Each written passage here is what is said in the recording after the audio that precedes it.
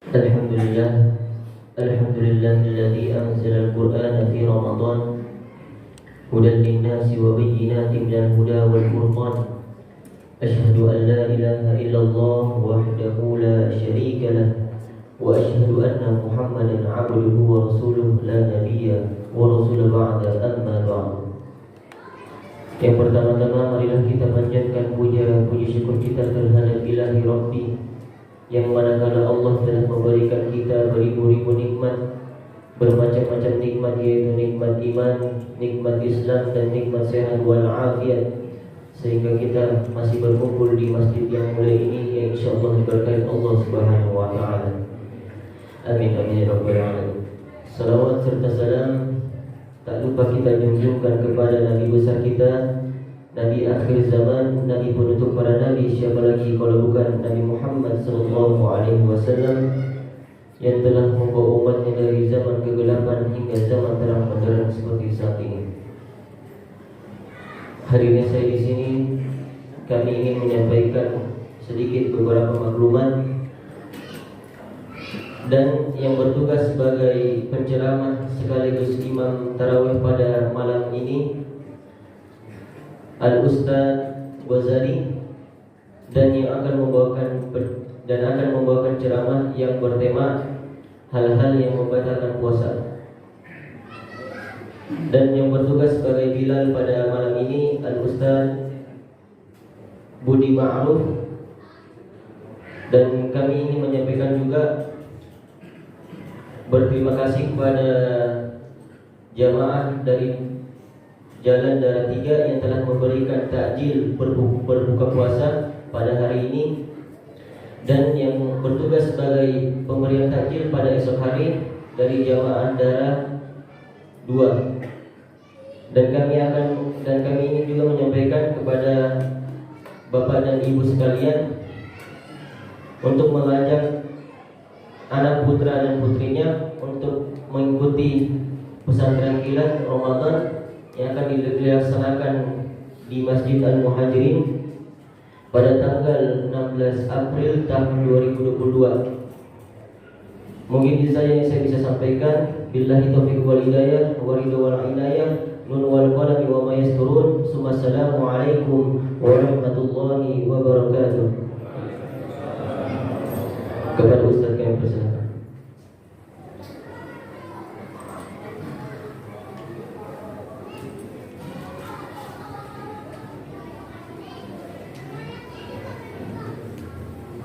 Assalamualaikum warahmatullahi wabarakatuh. Alhamdulillahirabbil alamin wa bihi nasta'inu ala umuri dunya waddin. Wassalatu wassalamu ala asrofil anbiya'i wal mursalin wa ala alihi wa sahbihi ajma'in, amma ba'du. Bismillahirrahmanirrahim. Warrahmanul qudusul ba'idul muqtadir. Rabbi shrah li sadri wa yassir li amri wahlul 'uqdatam min lisani yafqahu qawli. Subhanaka la 'ilma lana illa ma 'allamtana innaka antal alimul hakim. Wa jamilni ya bani as-samawati wal ardi ya dzal jalali wal ikram bil fasahati wal balaghati wal bara'ah wahlul 'uqdatam min lisani yafqahu qawli. Bi rahmati rabbati tsumma dalil juluduhum wa qulubuhum ila dzikrillah. Hadirin hadirat jamaah salat tarawih, salat Isya yang sama-sama mengharap ila Allah Subhanahu wa taala. Pertama-tama mari kita bersyukur pada Allah Subhanahu wa taala atas hidayah, taufik, rahmat, nikmat yang telah diberikannya kepada kita, terutama yaitu adalah nikmat iman, Islam, kesehatan, kesempatan, sehingga pada malam ini kita bisa berkumpul, bisa melaksanakan sholat Isya secara berjamaah. Mudah-mudahan dengan asbab syukur kita, dengan ucapan alhamdulillah, dan dengan perbuatan kita kerjakan perintahnya, Allah Subhanahu wa taala tambahkan lagi nikmatnya kepada kita. Shalawat dan salam semoga tetap tercurahkan kepada dalam Nabi besar Muhammad sallallahu alaihi wasallam, kepada keluarganya, para sahabatnya, juga kita selaku umatnya. Mudah-mudahan nanti di hari kiamat kita mendapatkan syafaatnya. Amin ya ya rabbal alamin. Hadirin hadirat jamaah sekalian, sebagaimana biasa sebelum kita melaksanakan sholat sunnah tarawih di masjid ini, kita mendengarkan kultum terlebih dahulu. Dan memang alhamdulillah udah 11 hari ya, 11 malam sama ini udah biasa sebelum tarawih mendengarkan kultum terlebih dahulu. Jadi tidak ada istilah kelamaan atau kesebentaran. Karena kultum itu singkatan dari kepanjangan kuliah 70 menit. Kultumnya kuliah 70 menit, kapan terawihnya? Ya sebenarnya mah kultum itu kuliah 7 menit gitu.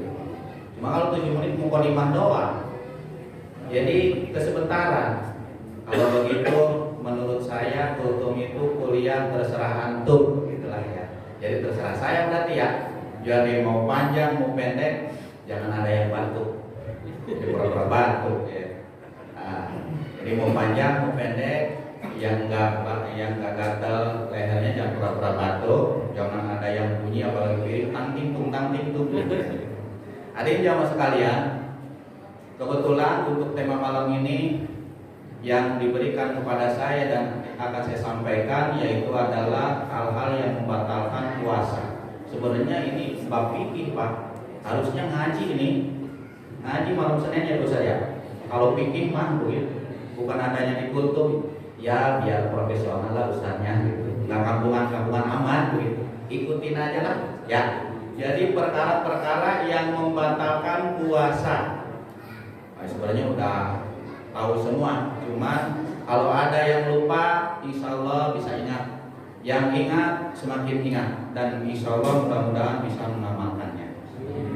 Yang pertama yang membatalkan puasa, ya kita pertama adalah definisi dari puasa itu sendiri adalah secara istilah syar'i imsakun an muktirin binyatin maksusatin jami'ana anin qabilin lisaumi min muslimin akilin tahirin min haidin wa nifasin. Itulah Pak definisi daripada puasa. Tahu artinya Pak? Orang. Artinya adalah menahan diri, imsakun an muktir. Jadi kan ada istilah imsak telah tiba begitu. Artinya udah mulai menahan diri dari perkara yang membatalkan puasa.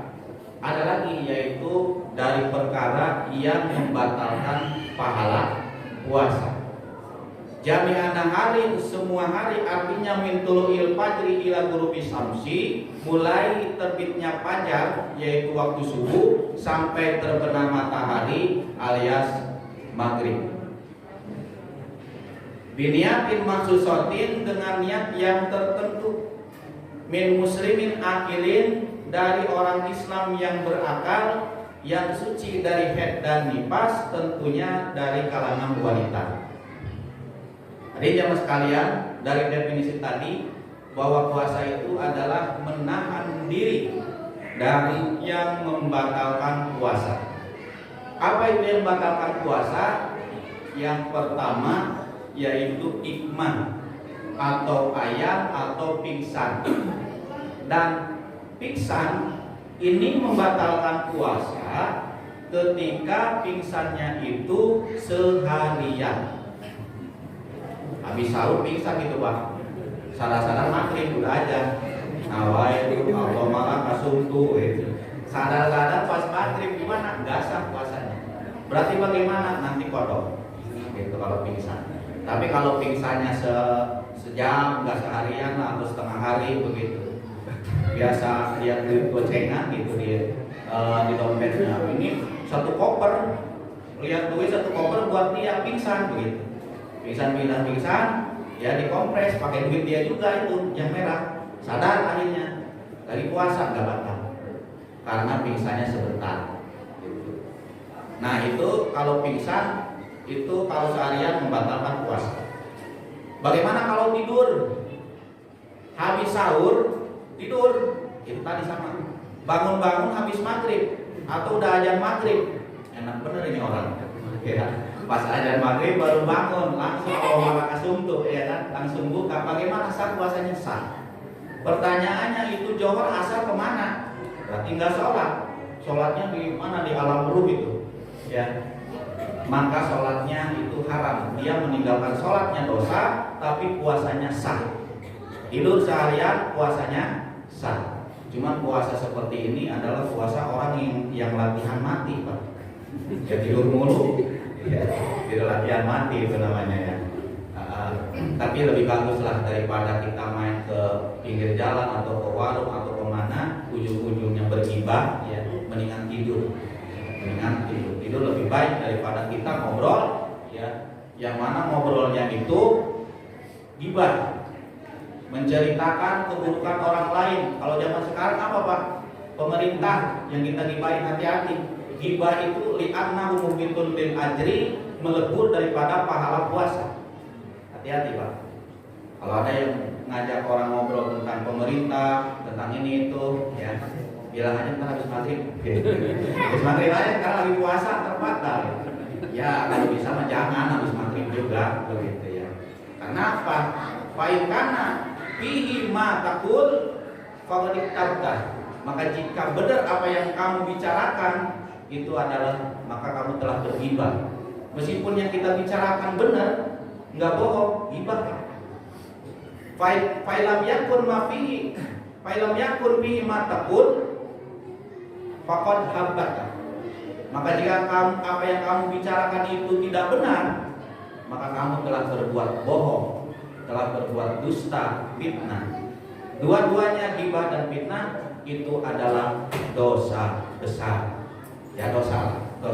Dan itu melebur daripada pahala puasa. Maka oleh karena itu lebih bagus tidur. Ya, kalau kita tidak aman daripada perkara itu, lebih bagus tidur. Yang kedua, yang membatalkan puasa itu yaitu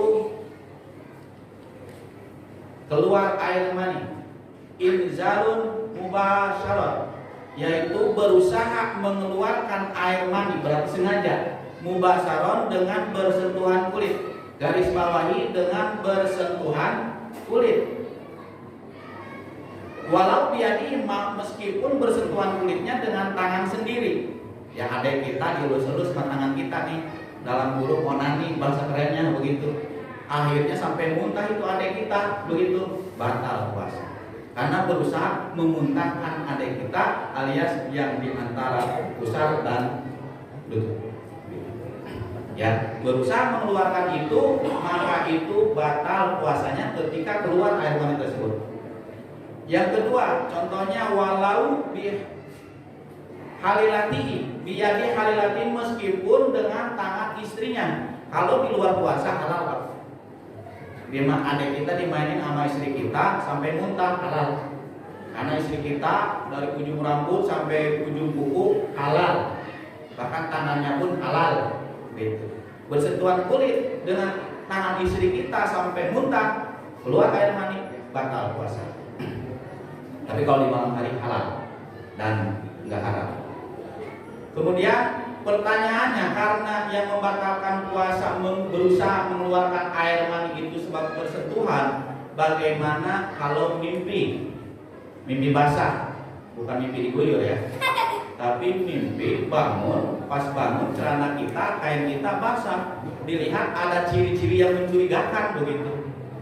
Ciri-ciri mencurigakan, oh ini adalah air mani, berarti dia mimpi sampai keluar air mani.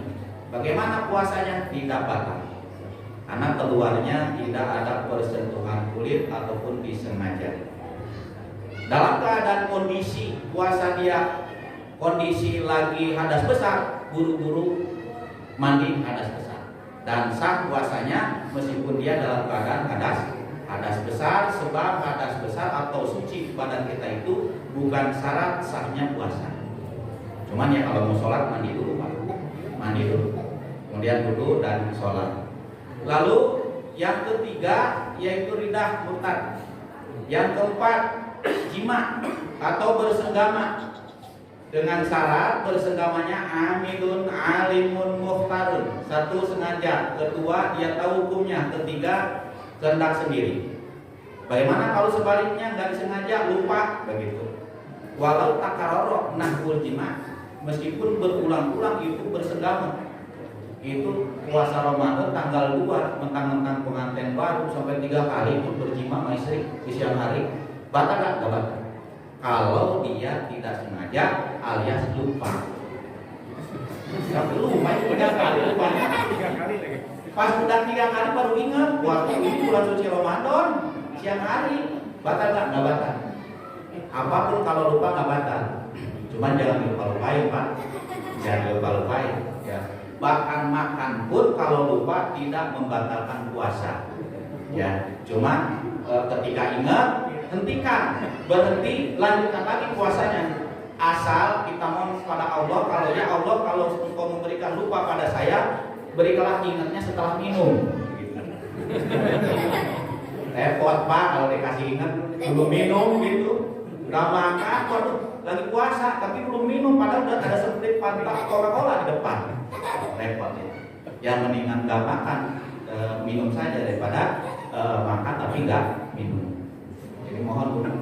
Jadi kenapa nggak batal? Karena sabda Rasulullah, man nasiya wa huwa shaimun fa'akala aw syariba falyutimma saumahu fa innahu at'amahu Allahu wa saqahu.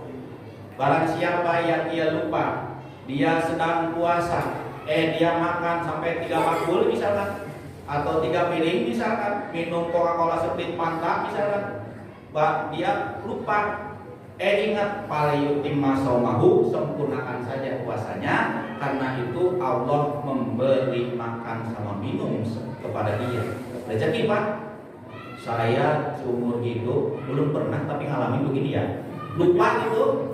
Siang-siang Ramadan lupa, kirain masih bulan Saban atau bulan lain, sampai saya makan, minum, ngopi, ngerokok begitu. Enggak pernah saya. Ya. Yaitu kalau lupa itu adalah rezeki dari Allah Subhanahu wa taala. Kemudian alimun, dia tahu daripada hukumnya bahwa bersenggama itu membatalkan puasa. Kalau tidak tahu hukum bersenggama itu membatalkan puasa, maka tidak batal. Misalkan ada orang Cina, orang Buddha, namanya yang Tai Bau Yang Chong, masuk Islam dia. Yang Tai Bau Yang Chong masuk Islam, seminggu lagi mau Ramadan baru masuk Islam, begitu. Di siang hari tanggal 2 Ramadan atau tanggal 3 dia bersenggama sama istrinya karena nggak tahu hukumnya, dikasih tahu sama Ustadz Udin atau Ustadz Nurdin begitu ya. Wah itu halal, haram begitu dan membatalkan puasa, maka dia tahu waktu itu, lanjutkan saja karena baru tahu. Yang ketiga muhtarun, kehendak sendiri. Bagaimana kalau dipaksa? Kalau dipaksa tidak membatalkan puasa asal tidak ada pikiran, tidak merasakan enak dan tidak bermaksud. Nah itu yang ketiga, yaitu bersenggama. Yang keempat yaitu muntah dengan disengaja. Muntah dengan disengaja. Yang kelima gila. Nah kalau gila membatalkan puasa meskipun sebentar, berarti nanti kodok dia. Gila. Kemudian nipas, itu pun membatalkan puasa. Lalu wadukulu ainin, jawaban masuknya sesuatu ke lubang, lubang hidung, lubang telinga, lubang mulut, lubang keriput 25. Apa Pak keriput 25? Lubang dubur. Ya. Kemudian lubang depan kita, kupul kita. Nah, ketika ada zat atau benda masuk ke situ, maka membatalkan puasa ketika sengaja. Contoh, makan dan minum ya. Menahan diri dari makan dan minum itu karena masuknya sesuatu makanan ke mulut. Nah, kalau ke mulut ini kalau ditelan dan lewat makhraj hak di sini, Pak. Ya, kalau masih di mulut mah enggak membatalkan puasa, asal yang ditelan. Cuman ngapain lah istilahnya makanan ditaruh di mulut sampai maghrib enggak ditelan-telan ya. Ya. Itu mah nganggur lah ya begitu. Ya, es krim ke mulut katanya kalau nggak ditelan nggak batal, enggak. Ya tapi ngapain ngapain coba dari pagi sampai maghrib itu es krim nempel banget gitu ya. Jadi kalau lewat ke mulut, ke tenggorokan baru batal. Nah ini lari ke hukum-hukum sunnah daripada wudhu. Bagaimana kumur-kumur masih disunahkan Pak? Masih disunahkan kumur-kumur. Ini lubang mulut, tapi kalau nggak ditelan itu air kumur-kumur tadi atau nggak lewat tenggorokan ya nggak batal. Asal buang lagi, jangan sampai masuk 3 keluar 2. Itu yang repot, apalagi masuk 3 keluar 1 ya, itu baru batal kalau disengaja. Jadi kalau lubang mulut itu lewat tenggorokan.